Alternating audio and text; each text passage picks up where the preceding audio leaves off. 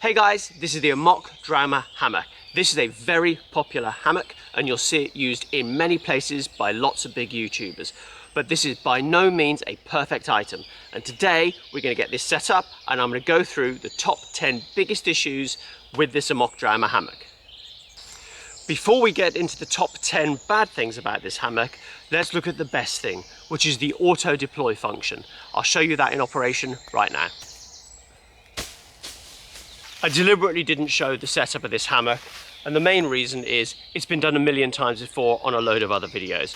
I want to say up front before we go much further, I'm a massive fan of this hammock. That's why I own it. I've spent many nights in it. It's a very, very comfortable hammock. And that, I think, is probably the key thing to get across here. This is a very, very good premium product. All of the things that I'm going to list today are irritances and design problems that I'm presenting here as an opportunity for Amok to resolve in subsequent iterations of this hammock. This is the version 5. This is actually the version 5 XL. There was a version 3 before this, which I do not own, and I hope that fact there's a number there indicates there's going to be more versions coming out. Now let's get into it. The top 10 things wrong with the Amok Draumr hammock. So we're going to get started with the bug net. There is an awful lot of it, and when you stretch it out, it's not that stretched, and quite a lot of it will touch your face. I've had to spend a night once wearing my cap to keep the bug net from touching my face. There is a solution in here, but ultimately I think this product needs to be redesigned with slightly less bug net material. As you can see, I've got a bit of gap between my head and the bug net. I've taken my cap off for this bit, but I'm not currently using a pillow. As soon as there's a pillow in, I don't know whether you can see that, now my head is touching the bug net. That is extremely interesting, and that is a major problem when you're trying to sleep. Now, there is a solution that Amok have included in here, which we're going to try out now. So I actually contacted Amok in order to find out what the issue might be. Is this a problem with the lay? And they've suggested that I use this string here. So this string in this little pouch comes across, unclips from here, clips in to this bit of string here. Okay, so that's raised the bug net substantially, but the fact of the matter is that there is just too much material in here. And this is, I've now got a dangly bit of string hanging around inside the unit, and the ruffles here impact your view. There is just too much bug net. This needs to be redesigned with a significantly smaller amount of bug net. You can see here actually in the foot end, there's also quite a lot of bug net that's getting in the way. So the next problem we've got, I call the pocket drop zone. And that is these pockets. They're very, very useful to keep things in, but they're very baggy. I know you're thinking, well, you haven't got the bug net to stretch it out, but no. Even with the bug net in, these things are still quite baggy, and they're very easy for things to fall out of them. I've got 2 items in here. The more things I put in here, the more likely that these items are to drop out. And if they do drop out, they fall into the body. And then as soon as you get in or out of the hammock, they just fall straight out onto the floor. Of course, the solution is to have some sort of way of attaching this up here. Zip, a clip, a line. Actually, on this side there is an extra line that they add in, but this is the pocket that's used for the bug net. They thought about that. How do we keep things secure for the bug net? But on this side it's nothing. So there's a very small number of items you can put in here in order to keep your kit secure. And as mentioned, anything that falls out of those pockets, if you don't see it in the hammock, then the next time you get out, it's going to roll out and it's going to fall on the floor.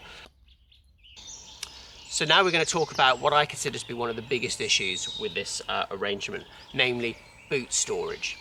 Where do you put your boots? How do you access them? How do you keep them secure? How do you stop animals going off with them in the night? Where do you keep them?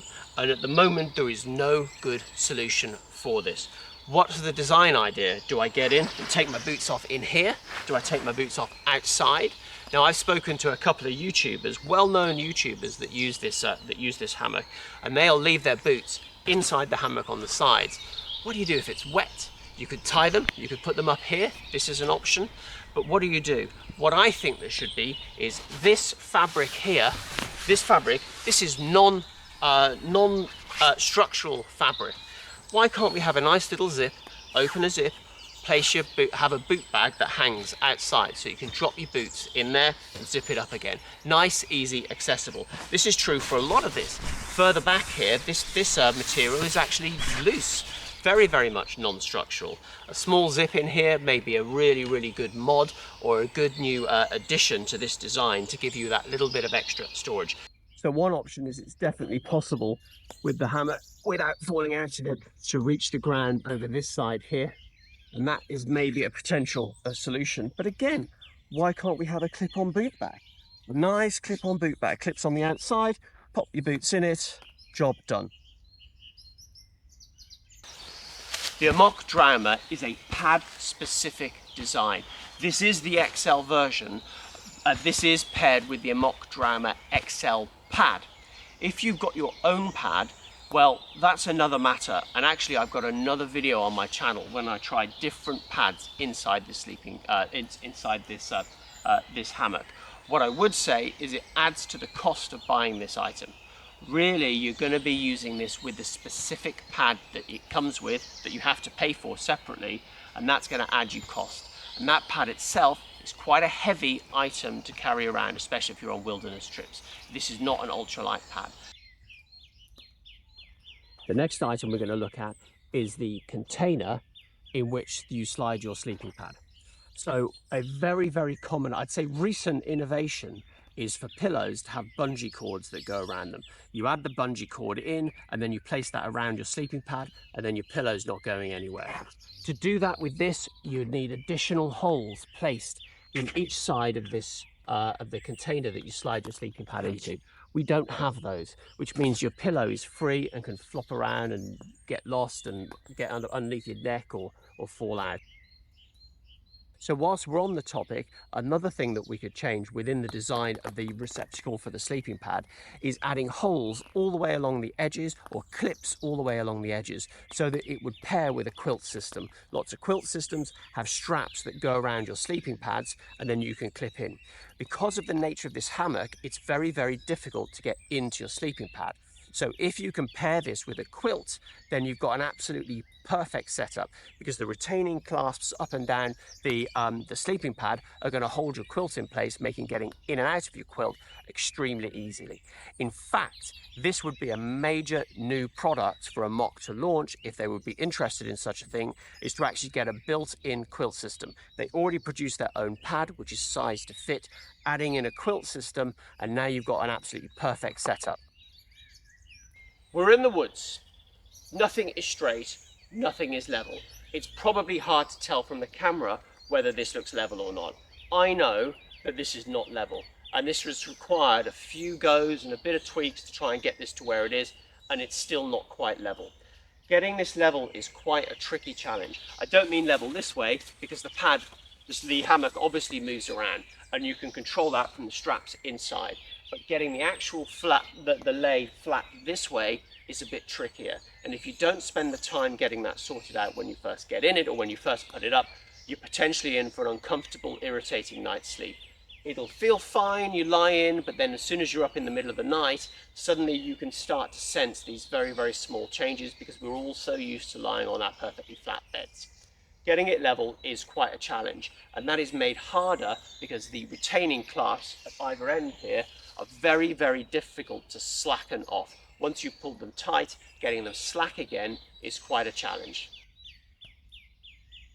Nearly every time I get in this hammock, this ridgeline gets in my way. It'll push off glasses, sunglasses, caps, hats, whatever it is. It'll hit you, you bash you. I don't get used to it. But this is the XL hammock.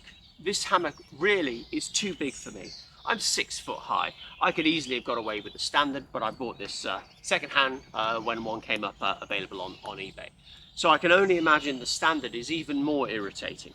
There's no reason why this couldn't be ever so slightly higher in order to try and get it out of the way. It needs maybe an inch, 2 inches, and then instantly the difference in usability of this hammock is going to be changed substantially, just from that little bit of extra height.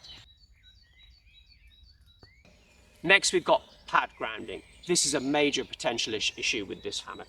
So you've got your sleeping pad, your delicate sleeping pad that's really not compatible with anything sharp and spiky. And if you don't get your lay right, then it's very easy, especially with some weight in it, for this pad to touch the ground. And who knows what nasty things there might be on this ground that are going to ruin your trip into the woods or into the wilderness. You have to be very careful with the lay. I know the answer seems like, well, hang it higher, but that has its own issues as well, because then that makes getting in and out of it much harder and accessing items on the ground much more difficult. Now let's talk about the tarp. I know what you're thinking. You're thinking, that's a really smart, nice looking tarp. But there's a problem with it. And the problem is the shape. Why isn't it a rectangle? It's some weird elongated hexagon. What they've done is they've pulled out the front and the back of the tarp in order to create a little bit more space, presumably for a bit more coverage for your feet. But this involves another 2 additional tie-out points now that I've got.